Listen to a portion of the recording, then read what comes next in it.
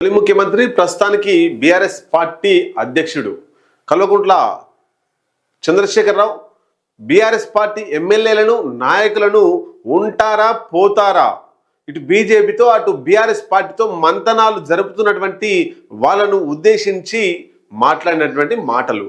ఉంటే ఉండండి, వెళ్తే వెళ్ళండి, రెండు పడవల మీద ప్రయాణం చేయకండి, ఉండేవాళ్ళు ఉండండి, పోయేవాళ్ళు పోండి అని ఘాటుగా విమర్శలు చేసినట్టే ఘాటుగా స్పందించిండు.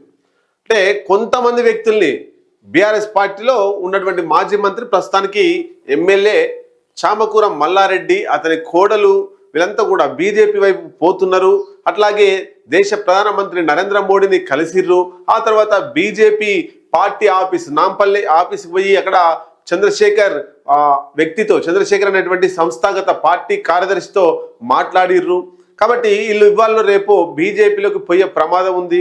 ఈ నెలగానే ఇంకా చాలా మంది చూస్తున్నారు బీజేపీ వైపు, కాంగ్రెస్ వైపు. కాబట్టి ఇప్పుడే ఇది ఆదిలోనే అంతం చేయాలనే ఉద్దేశంతో కేసీఆర్ చాలా కటువుగా ఆ బహిరంగ మీటింగ్లో మాట్లాడిండట.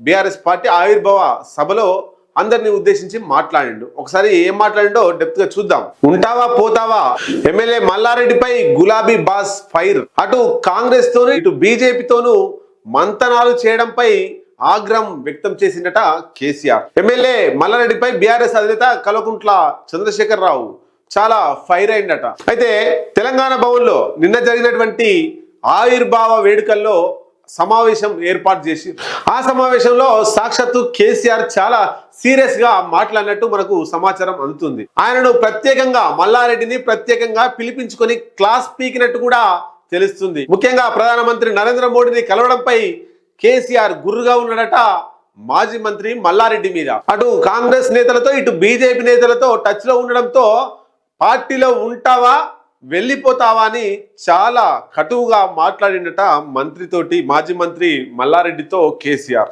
ఒకానొక దశలో పార్టీలో ఉంటావా బయటికి పోతావా అనే మాటలు కూడా మాట్లాడిండట. ఇవన్నీ గట్టిగా కేసీఆర్ అడిగేసరికి మల్లారెడ్డి నీళ్లు కూడా నమిలిండట. పార్టీలో జోకర్ గా వ్యవహరించొద్దు, జోక్ చేయొద్దు, జోకు ముచ్చట్లు చేయొద్దు, ఒక హుందాగా నాయకుడిలాగా రాజకీయంగా బాగా పనిచేయాలి, జోకర్ లాగా సోషల్ మీడియాలో జోకర్ లాగా ఉండకూడదు అని చెప్పి మాజీ మంత్రి మల్లారెడ్డిని ఉద్దేశించి కేసీఆర్ వ్యాఖ్యలు చేసి సోషల్ మీడియాలో రీల్స్ చేయడం కాదు, జనాల్లోకి వెళ్ళాలి, జననాయకుడిగా ఉండాలి, ప్రజా సమస్యలపై పోరాడాలి, ప్రజలకు ఆదర్శంగా నిలవాలి, ఒక బాధ్యత గల నాయకుడిగా హుందాలుగా వ్యవహరించాలని మాజీ మంత్రి మల్లారెడ్డికి సూచించినట కేసీఆర్. అన్ని జిల్లాలు ఈ సంస్థాగతంగా అన్ని జిల్లాల రిపోర్టు కేసీఆర్ తెప్పించుకుంటే మేడ్చల్ జిల్లాకు సంబంధించి గ్రామ స్థాయిలో సంస్థాగత రిపోర్టు ఎందుకు రాలేదు, ఎందుకు తెప్పించలేదు, అన్ని కాన్స్టిట్యున్సీలు సంస్థాగత రిపోర్టు తెప్పిస్తే మేడ్చల్ నుండి ఎందుకు రాలేదు అని ప్రశ్నించింది. అయితే గ్రామ స్థాయి నుంచి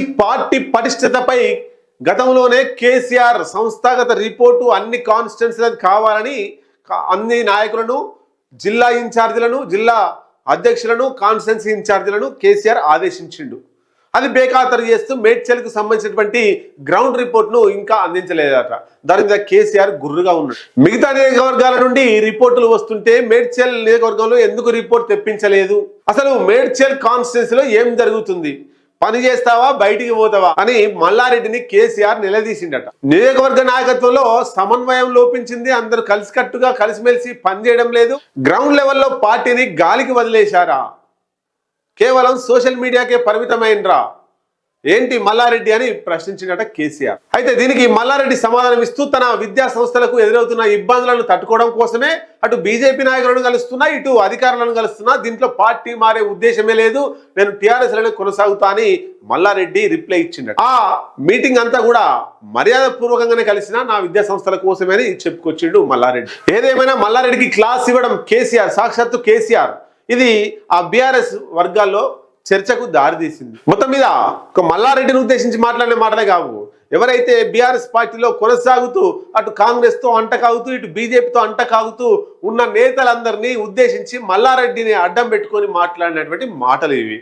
మరి చూద్దాం, రాబోయే కాలంలో బీఆర్ఎస్ లో జోష్ నింపి కాన్స్టిట్యున్సీలో పునర్వైభవం తీసుకొచ్చి మళ్ళీ అధికారంలోకి వచ్చే దిశగా ఉంటేనే ఆయా కాన్స్టిట్యున్సీలలో ఉండేటువంటి నాయకులు అట్లాగే నిలకడగా ఉంటారు.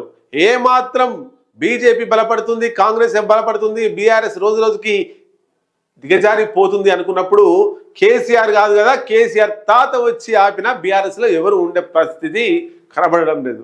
చూద్దాం, మంత్రి మల్లారెడ్డి బీఆర్ఎస్ లో కొనసాగుతాడా, బీజేపీలోకి వెళ్తాడా, కేసీఆర్ మాటలతో ఆగిపోతాడా చూడాల్సిందే. తెలంగాణ రాష్ట్ర తొలి